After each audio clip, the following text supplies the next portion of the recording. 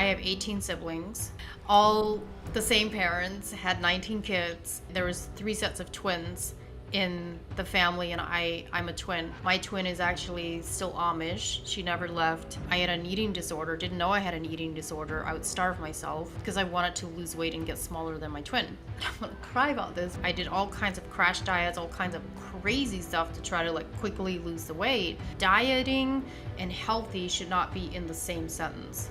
I always knew in my teenage years that I didn't belong there. And I'm not kidding you, Craig. I literally snapped my fingers and I said, I'm leaving. And then I ended up climbing up onto the roof, at this 15-foot roof, and jumping off that roof to leave. Lizzie Ens is a board-certified functional nutrition practitioner, personal trainer, author, speaker, podcast and radio host, and global social media celebrity. Her journey from devout Swartzentruber Amish member to global influencer is nothing short of remarkable. As the driving force behind Undiet You, an online telehealth coaching business, Lizzie is a pioneer in holistic wellness. As the CEO and co-founder of Miss Commando, a beauty brand committed to non-toxic health-conscious products, Lizzie continues to lead the charge towards a more mindful approach to personal care. So I grew up in the strictest form of the Amish community. It's called Swartzentruber Amish, and a lot of people actually don't know that there is a community this strict, because a lot of the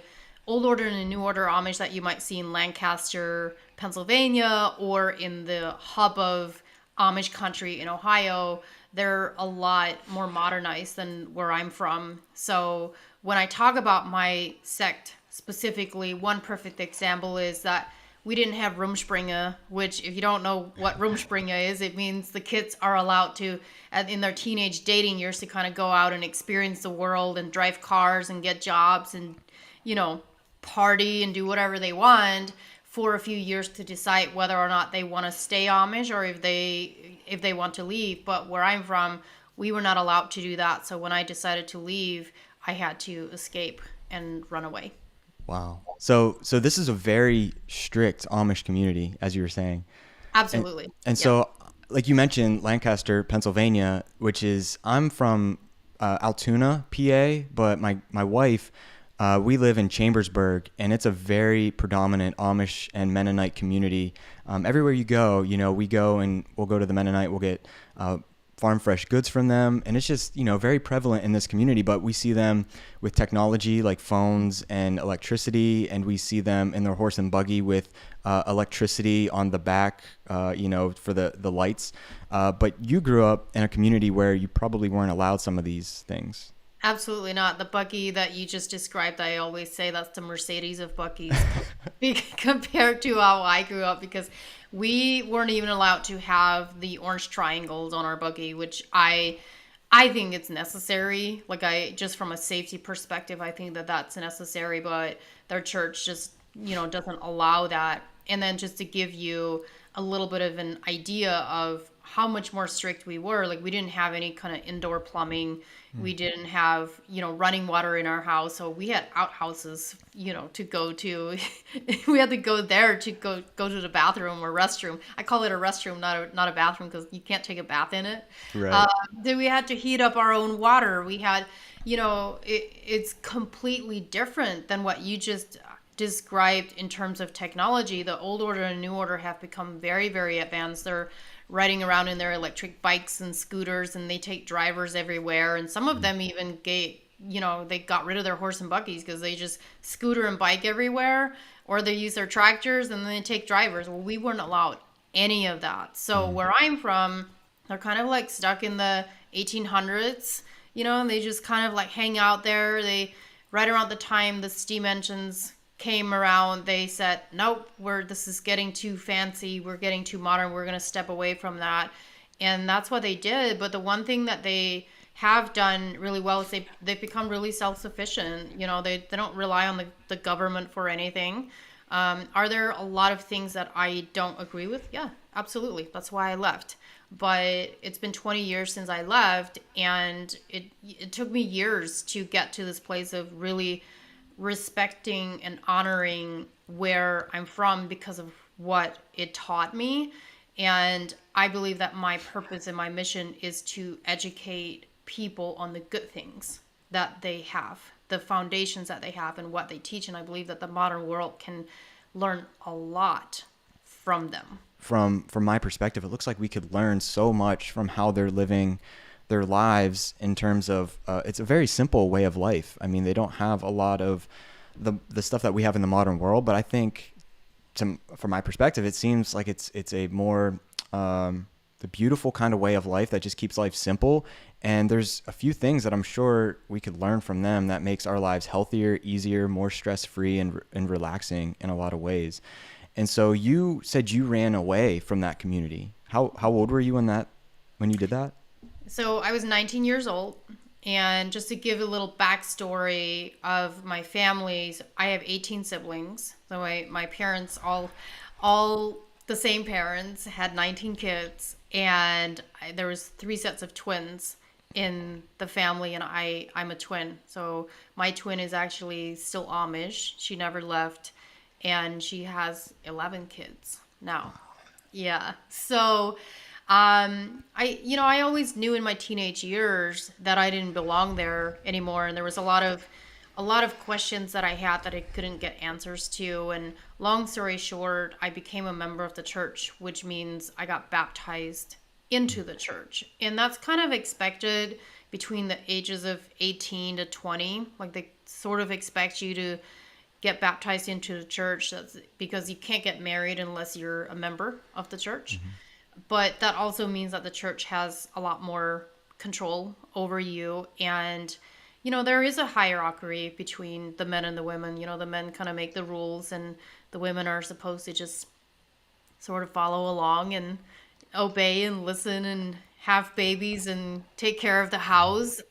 So there's a lot of those things as well. And there were a lot of reasons why I couldn't stay, because I couldn't agree with that. I couldn't agree with the beliefs and the religious beliefs that they had and that they taught. I couldn't believe in the God that they were teaching me who he was.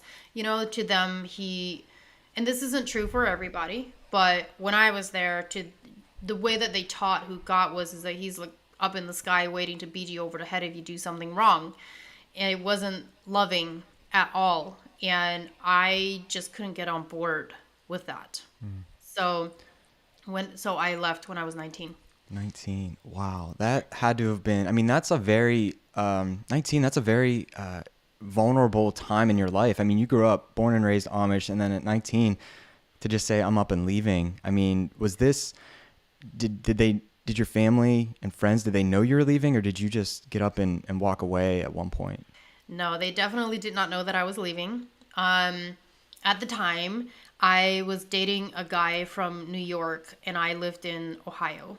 Yeah. And the way that we communicated was through writing letters, because we didn't have phones. So we sort of like became pen pals, and we had been dating for about a year and a half. And we could only write letters to each other every other week. So every other week I would write him a letter, and then so we would swap. And at this point in time, him and I had never talked about leaving, ever. And at the time that I ended up leaving, it was a few months leading up to it. I knew something big was changing. I knew something was happening. I just didn't know what it was. But that feeling when you know that something in your gut and something in your spirit is telling you that there's a big shift coming, even though you don't know what it is, that's the feeling that I had. At the same time, I was also very convicted, because I had the conviction of the church and feeling like if I leave, I'm doing everything wrong, and I'm a terrible person, even though it was where I knew I was supposed to go. So fast forward, I'm working at my oldest sister's house at the time as a hired maid, and it's my turn to go deliver a letter to my boyfriend. And so I walk up the hill, and I opened the mailbox to put my letter in the mailbox. And when I opened the mailbox, there was a note in there without an address, but it had my name, and I knew it was my boyfriend's handwriting. And I was like, how, he's in New York, like how the heck did he get this note in this mailbox? So I rip open the note, and it said, my sister and her boyfriend and I, we ran away from the Amish yesterday. And again, we had never talked about this. Didn't even know it was on his mind. And we drove down from New York yesterday. And if you want to leave, we'll come by tonight at 10 p.m. and we'll pick you up. And I'm not kidding you, Craig. Like, I literally like snapped my fingers and I said, I'm leaving. Didn't like even that. think. Just like that. Because I was already like ready. I just didn't know how I was going to do it. So that was noon. And I had until evening to figure out how I'm going to leave because I can't tell anybody. I debated telling a sister of mine that was visiting that day to just kind of like say, hey, I may not see you for a very long time, but I knew that I couldn't because if somebody finds out that I'm planning on leaving, there's definitely going to be an intervention. So I Yeah. didn't tell anybody. And so I can only imagine one of 19 kids. And what child are you? Are you the youngest, the oldest, in the middle somewhere? Right in the middle. I was number 9. Number right in the middle. Yeah. And so I can only imagine putting myself in your shoes and deciding maybe how hard that might have been. I mean, you said it was just a snap of a finger. Like you like didn't hesitate. You just went full in. But knowing like you didn't tell anyone, I can only imagine that that could have been challenging in some ways. But then also once you made the decision to leave, I'm curious kind of what that was like like in the months to years kind of following that, because you probably didn't have, I mean, any I don't know, documentation that we would Yeah. need here in the modern world as far as like a birth certificate or social security or anything like that maybe. So how did you go about transitioning in the months to years after? Yeah, so just to give the listeners a little bit of insight, I did end up waiting until that night. And the way that I ended up leaving is I waited until my sister and her family like went to bed, and I was on the third floor. So when I got upstairs, I pretended like I was going to bed, but I wrote a note for my mom instead, and I told her that I'm leaving, and I made it very clear that it has nothing to do with her or anybody there, that I just had to go. And then I ended up climbing up onto the roof at this 15-foot roof and jumping off that roof to leave. But to your point, that whole comprehending, like having to let go of your family, when I was sitting on that roof, I sat on that roof for like 30 minutes contemplating how I was going to jump off the roof without breaking a bone. But also the whole time I'm thinking about my twin sister. I knew she was getting married 6 months later, and I knew that if I jumped off that roof at that point in time, I will not be at her wedding. So for a split second, I thought to myself, if I just wait 6 more months, I can be at her wedding. But I also knew that if I did that, I would never leave. So this was my only chance to make it happen. So I did obviously end up jumping off that roof, and I did not break a bone, and then I ran away from there. But to continue on like documentation and what I had. So we did not have a social security number. The only documentation that I had was, well, I didn't have it with me. I had to go to the health department and pay $25 for my birth certificate because I had no idea where my mom was keeping my birth certificate. And so I had to go apply for a social security number. And there was 3 forms of identification that I needed, and that was a birth certificate, and then I had to go find the doctor that was my mom's doctor when I was born, because it was the only medical record I had. And I had to call in, make an appointment to go in, and then get my medical record for when I was born. Wow. And then the last thing that I needed was I needed my 8th grade education card, and I didn't have it with me. So I had to wait for a Sunday that I knew that my entire family was going to be at church, and I had to go home and get some of my belongings, and that's when I got my 8th grade education card. So those were the things that I had to get, and I had $20 in my pocket when I left. That was it. I didn't have anything else. I mean, that's an incredible story. And to know that, I mean, you've been gone 20 years now, you said, right? 20 years. So, I mean, the first half of your life, you were raised in the Amish community, and now pretty much the second half of your life, you've been here in the modern world. So you really have this unique perspective of seeing what that was like on both ends. You know, people, I mean, there's a lot of people struggling with their health, and that should be as no surprise. I mean, there's so many people, obesity affects, you know, almost half the American population now. we're talking autoimmune disorders, thyroid problems, digestive issue. The list goes on, and chronic long-term diseases, heart disease, Alzheimer's. Yep. And I don't know any statistics, but when you grew up in the Amish community, was there anything like that going on? Was there any major health problems there with them? And I mean, now it's running rampant with our community. And I'm curious, one, if there was anything like that going on with the Amish community, and two, what do you think maybe is kind of contributing to our poor health, and what's kind of keeping maybe the Amish community healthier? So they do have some of their own, diseases. They have heart disease, there's diabetes, there's cancer. They have those issues within the community. What I will say that there is a lower number of is people with ADHD, ADD, autism. Like, I had never heard of those terms until I left. And it's not super, super common.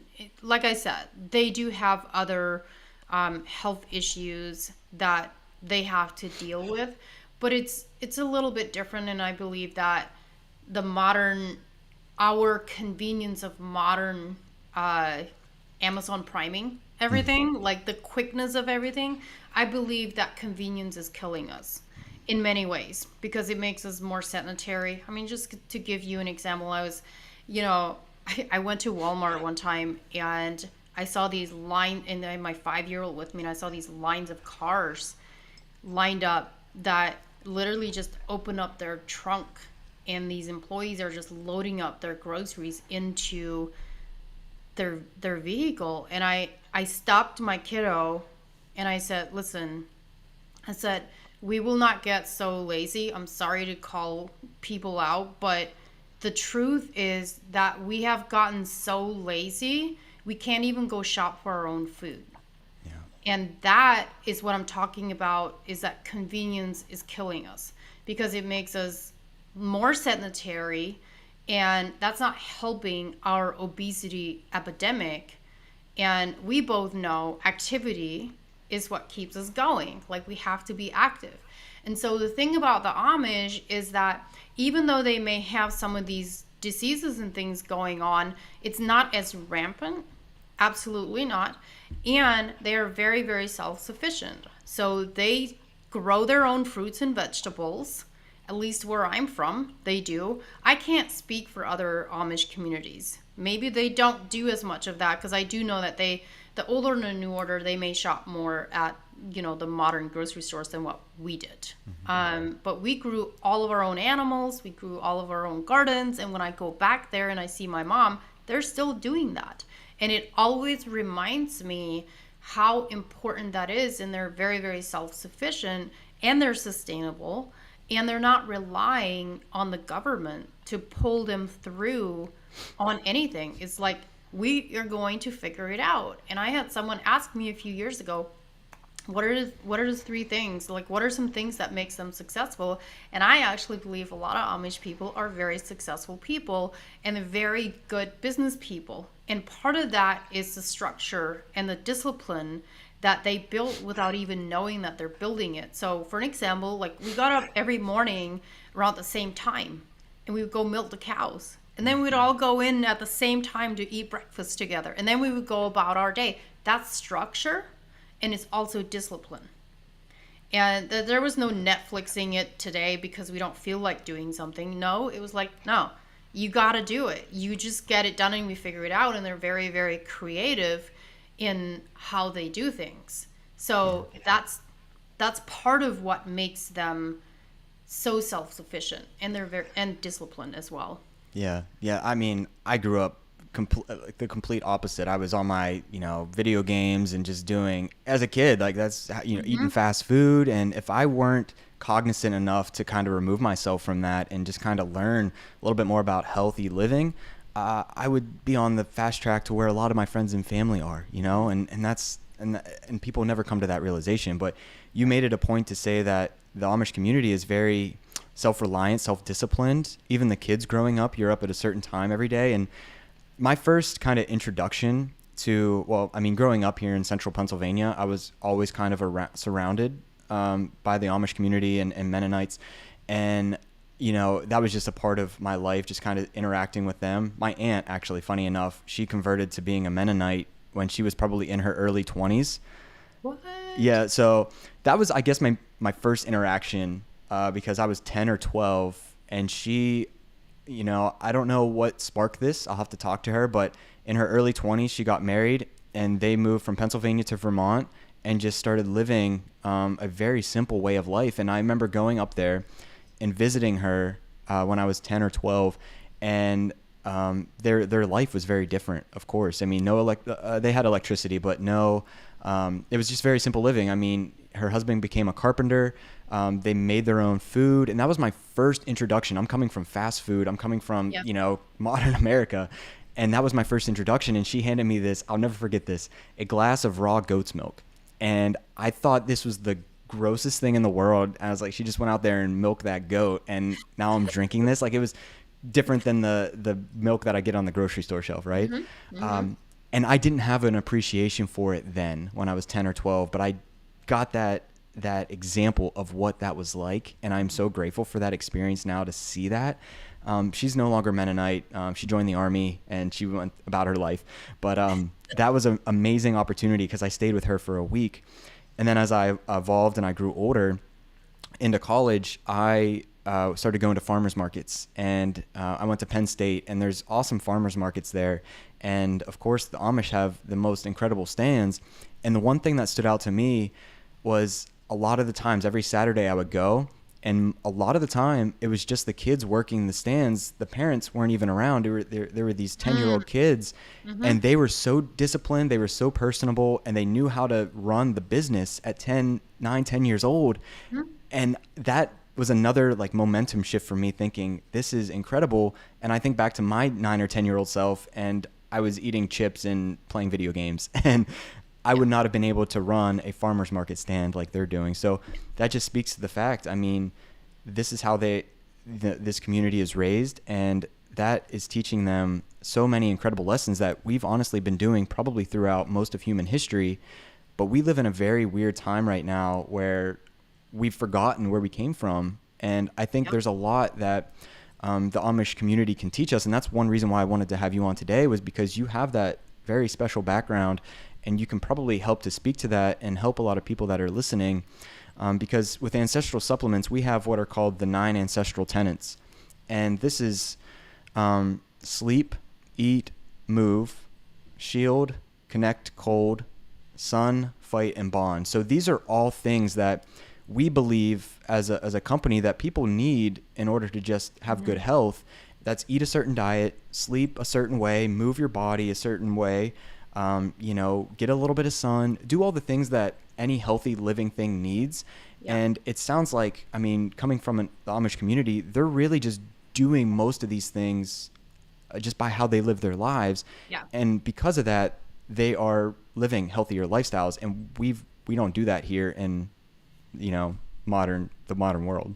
Yeah, no, it's very, very interesting. I remember the first time that I heard about kids getting into college and they didn't even know how to like make themselves food or do their laundry. Like, it blew my mind, because I was like, how is that even possible at that age that you don't know? I started to learn how to work when I was 5, washing dishes and carrying in wood to help with the wood burning stoves. And I've had people tell me like, oh, Amish just have kids because they want to use them for labor. I'm like, that's not true. Like, absolutely not. First of all.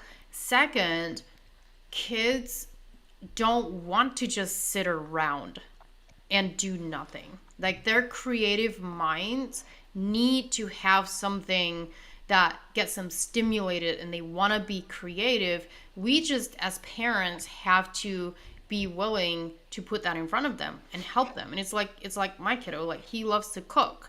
So I'm going to take the time to let him cook whatever he wants to cook, because he gets to be creative with that. And I think that as parents, it's really, really important that we set that example for them. And the problem with nowadays, especially with, I see this a lot in the industry and the clients that I have and people that I work with, is that now the generation that I'm working with, a lot of them, they haven't learned how to just cook plain simple meals. And I'm not saying like they have to taste boring. You can make them taste really, really good. But just knowing how to even cook a simple meal. It's like, I don't know how to do that, but they know how to put things in a microwave. And, I learned how to cook from scratch. That's just how we cooked. And I remember when I left, right after I left, it was a very, very interesting experience because when I left, we didn't have electricity. So the first time I walked into a room and I could just like flip on a light switch, I was like, this is amazing. Like, let's just like flip the switch and there's a light on. But then I also discovered a microwave and I was like, wow, a microwave? I can just like stick food in a microwave and my dinner's ready and I don't have to cook from scratch. This is amazing too. And then I discovered fast food drive-thrus. And I was like, I can just drive through a drive-thru and get my dinner? Awesome. Well, 20 pounds later, I was like, there's something wrong here.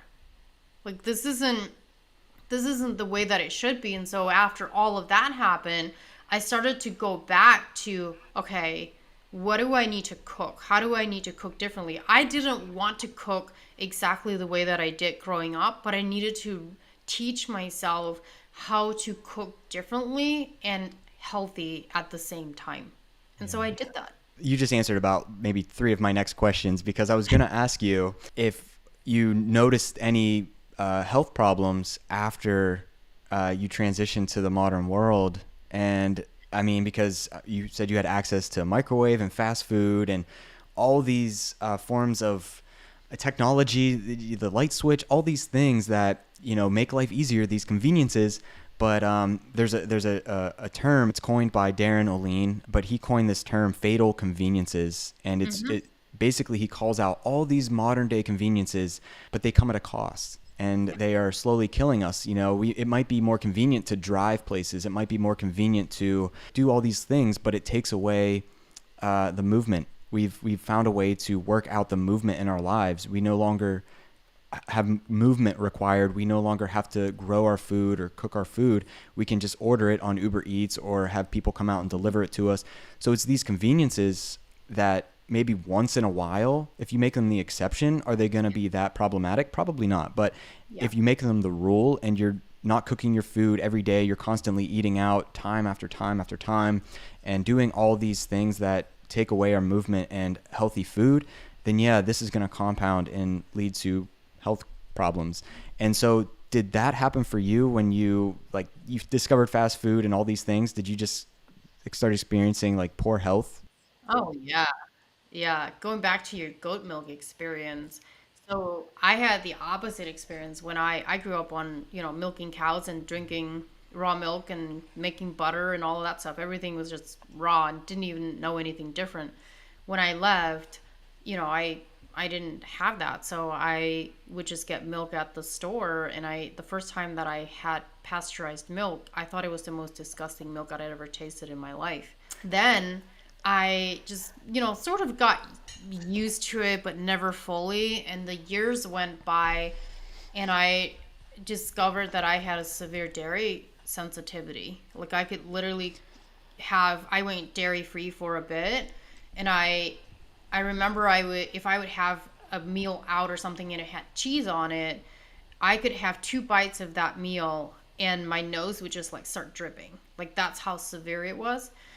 So I thought that I needed to be dairy free for the rest of my life. I was like, dairy's the problem. And then one day I was like, there's something wrong here because there are lots and lots of benefits to whole raw dairy. Why is this an issue for me? So, because I could go to the store and I could get grass-fed whole milk. Like, it's awesome, whatever. Same problem, instant stomach pain. One day I was like, you know what? I'm going to try raw dairy. And I realized I can get it locally here. So I got some raw dairy and I tested it with just a little bit. And I'm not lying, Craig, like I never had an issue with raw dairy since. You grew up on raw dairy. Did you consume a lot of it when you were a kid and a teenager? Every single day. Yeah. And you didn't have those issues then? No. Only when you started introducing even the pasteurized organic Grass what, fed stuff, yeah. yeah. Whole milk grass fed stuff, yeah. And that's a whole conversation that we'll do more videos on, talking about why, pasteurization destroys a lot of the key enzymes and the healthy bacteria in the dairy itself that help you to be able to digest this. And I'm in the same way. I grew up on kind of the opposite. Like, we're meeting here in the Yeah. middle. We found our way back to kind of the simple way of living, but you came from that, and then you found out what it was like to live in the modern world, and now you're kind of reintroducing some of those practices that you grew up on. I was the opposite. I, was unhealthy as a kid, but then I've gradually found my way back to these simple practices. And I was the same way. Pasteurized dairy, grew up, acne, digestive issues. But raw milk, I can do 1 to 2 gallons a week with fermented kefir and a farm fresh cheese that's raw. And I can do so much of it and 0 issues. And it's an incredible health food. And that's something that I wish people understood, is that, one, how you prepare food makes all the difference in the world. And then, how you raise the animals and that all this goes into healthy food. And that's not something that people see when they go to the grocery store. And that's also what I wanted to ask you was, what do you do now? And do you do a lot of the things that you did then as a teenager growing up? Do you implement a lot of those things in the Amish community? And what can you and can't you get away with modern world food? Yeah, so people always ask me if I miss like the Amish cooking. I'm like, no, because I don't cook like that anymore, because they do cook pretty heavy. Like there's a lot of like heavy creams and sugars and stuff like that. But my whole philosophy is to keep it simple. So it's not that complicated to cook up some chicken or steak, have some vegetables, and a potato. Like, that's really not that complicated. And back to like cooking, what is always impressive to me is when my clients get to a realization of, oh, when I cook my food at home, I actually feel better. Like when they start knowing what's in their food and they use good oils and they're cooking their food, they're like, wow, I actually feel better. And then their body like has less inflammation. So for me, my company is called Undiet You. And the reason for that is because I actually went through those first few years after leaving, and I had gained those 20 pounds, and I had like a really unhealthy relationship with my body, and I started to jump onto all of these different fad diets to like quickly lose weight. And then eventually I got into personal training and I got certified as a personal trainer. I was like, yes, like this is my dream. Well, it took me 2 months into training on the gym floor to realize that this is a small fraction of the success for people. And so I went back to school and I studied holistic health. And that's when I learned a lot on how to just simply cook basic meals, make them taste delicious, but keeping it simple. And so fast forward a few years, this was when 2020 happened. Everybody like had shifts in 2020. It's like the whole thing. And that was really, I had always known, I had the same feeling as I did a few years before I left the Amish community. I had the same feeling leading up to this moment where I knew that I was supposed to have my own business, but I didn't know how I was going to do it. And then when 2020 happened, the Lord was like, it's time. Like, you need to go out on your own. And I didn't know what I was going to call my business. And I very vividly was driving in the car one day, and I'm thinking about the entire thing. And I already planned to do this. And I had been on this mission to teach people how to just eat healthy and not diet. And that, all of a sudden that day, I just remember I was like looking at the sky, and all of a sudden God was like, undiet. And I was like, undiet? It's like, yeah, you need to teach people how to not diet and be healthy at the same time. And dieting and healthy should not be in the same sentence, because just dieting doesn't equal healthy. And we've been taught for so long from the dieting industry, the fat dieting industry, that in order to be healthy, we have to diet. No, you just need to know and understand how to fuel and nourish your body that makes you feel good. And it's not a diet, it's a lifestyle. No, I love that so much. And I'm so happy you mentioned that. That's something that we try and ingrain in people here with ancestral supplements. There's different, we call them diets today, and what humans had access to for most of human history was what was locally in season, nutrient dense, everything. If there was calories in their environment, they were going to eat it because it meant they could fuel their body. They could reproduce, and they didn't care. They didn't care about a label. They didn't care about keto, carnivore, vegan, paleo. They didn't care about that. They just ate what was in their local environment because it was going to nourish them. And I'm so happy you mentioned that, because there's so much out there with people, guys and girls, that follow fad diets that really struggle. And then, well, honestly, what I found, and I'm sure you found, is it always comes back to simplicity. Is, you can try all the different diet modalities, which I've tried many different diets over the years, but I've always come back to simplicity. And I love just going to my local farm, getting all the high quality foods that I can get, because how you process a food is kind of what makes it healthy or unhealthy. I can do all the dairy. I can do grains, especially if they're made a certain way. I can do the well-raised meats and homegrown vegetables. I don't follow a particular diet. I just do what's local to me, and that's what makes me feel good. And I'm sure that's the way it is for a lot of other people too. And I hope people hear that, what you're saying, is because that is a way to create a healthy relationship with food, as you found out, and that's truly amazing. And so you started your company, Undiet You. This was during, 2020 and all the craziness that brought. What was really the catalyst for why you wanted to start in the health and wellness industry? Because you didn't come from that background. I mean, starting that way, but was it because you had poor health yourself, or what was that moment like when you said, I just want to help people? Yeah, so ironically, this is something that a lot of people don't know or even think would be a possibility in the Amish community. But when I was a teenager, so I have a twin, like I mentioned earlier, and I was always the bigger one than my twin. I wasn't obese, but I was bigger than she was. And so because of that, in my teenage years, I got bullied even in the Amish community for being bigger than my twin.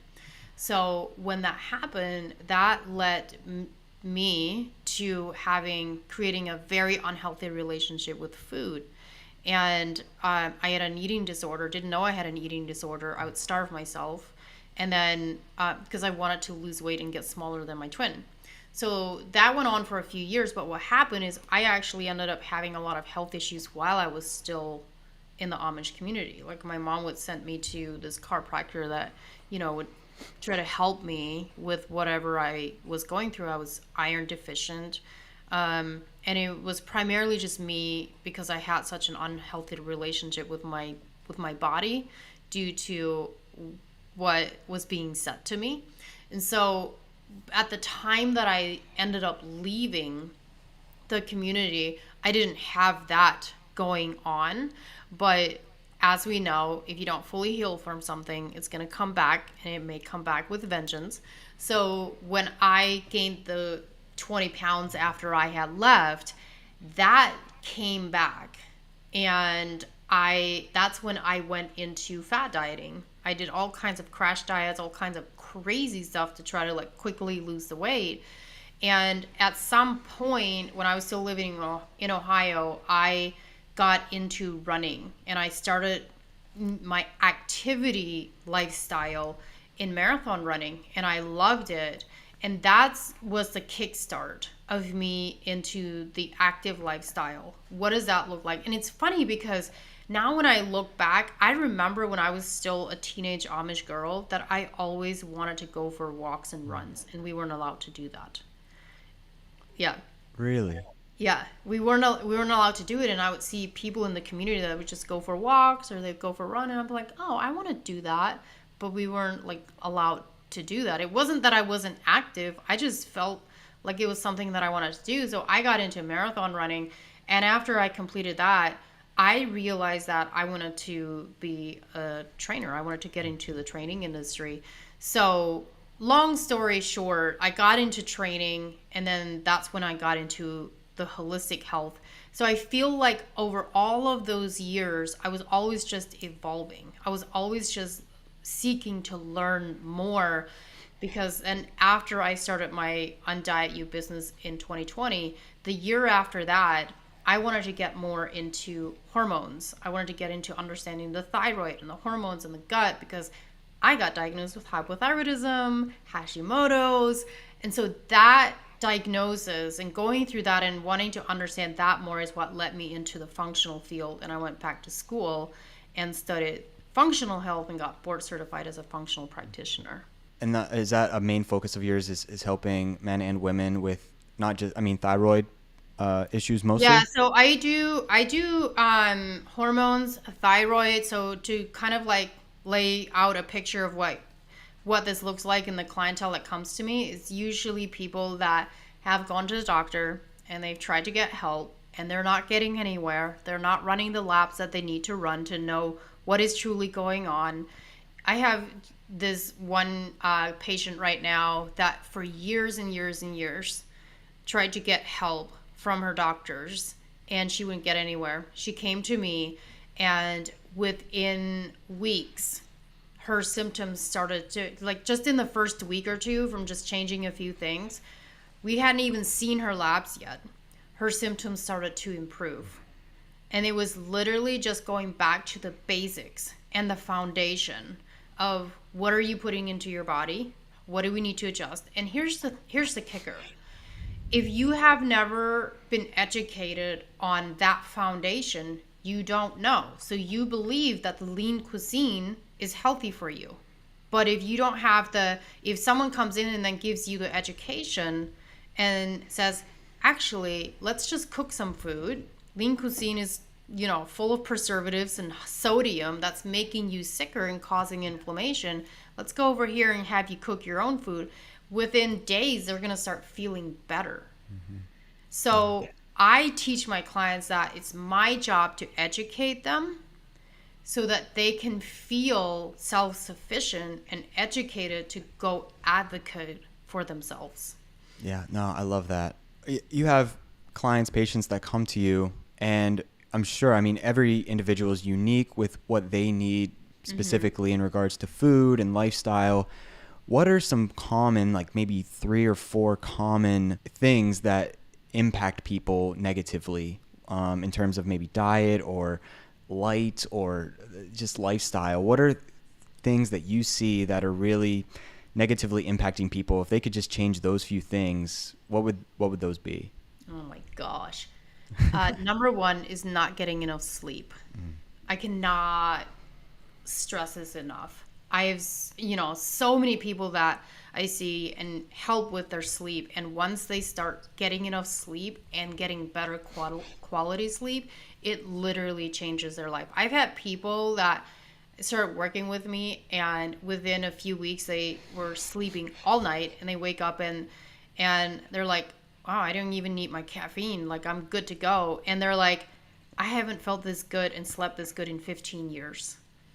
And so sleep is where your body will rest, digest, and heal. It's when these specific hormones go into your brain to clean out your brain and let your body heal. Like, it's so incredibly important. So that's 1. Number 2 is hydration. The amount of people that are dehydrated the percentage is exceptionally high. And when you have one of the top indicators of dehydration is if your red blood cell count is high, the chances of you being dehydrated is pretty high.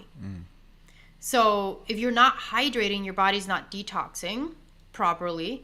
And because when you hydrate, it flushes your system. It helps flush your liver, helps flush your kidneys, helps you detox. And if you're not hydrating with enough water, and some people need some additional because there's hydrating on a cellular level. So you could be drinking a gallon of water a day and still be dehydrated if you're not hydrating on a cellular level. Put a little bit of sea salt in your water, you're probably gonna feel better.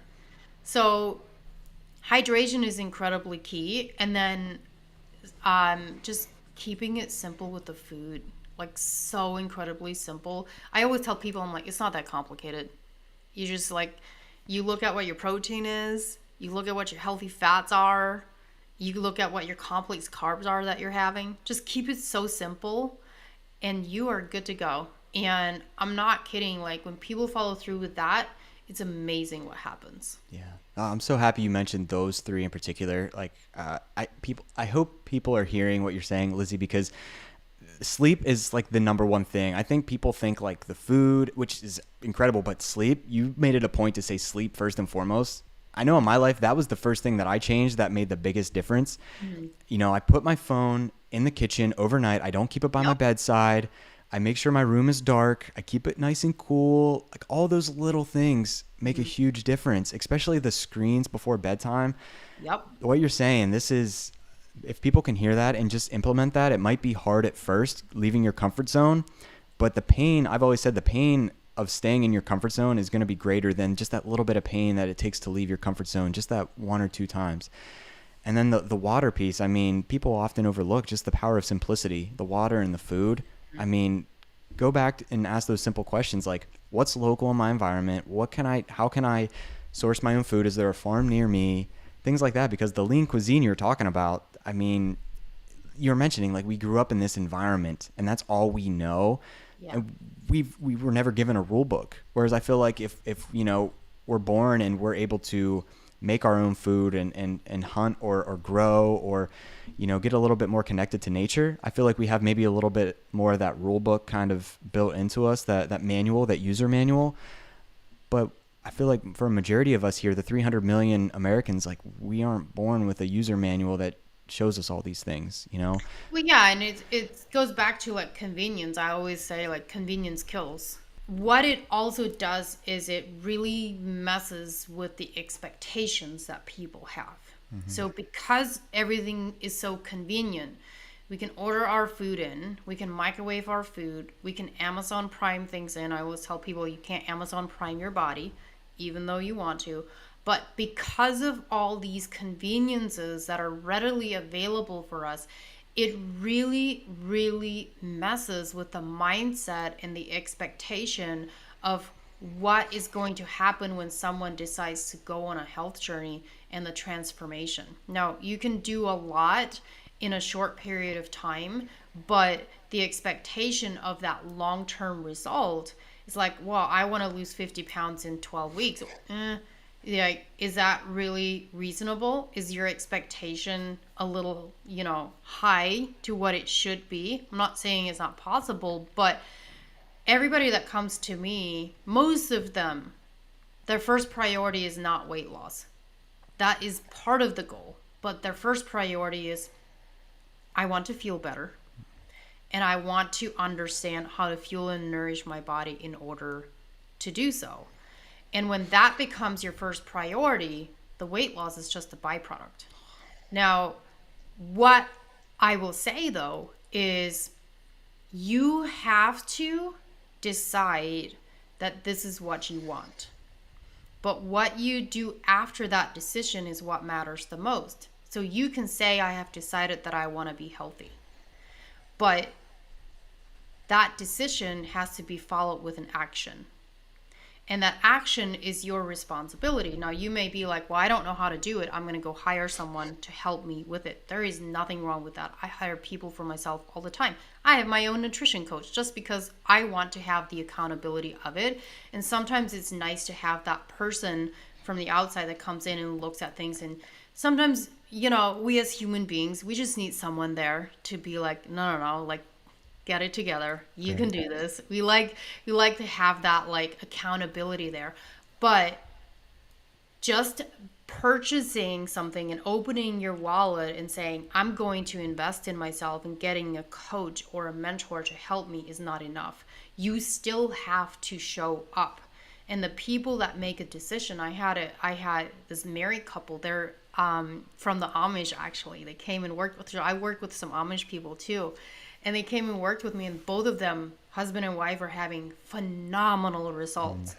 And one of the last conversations that I had with her, which was just last week, she's like, I just decided that I can't afford not to do this.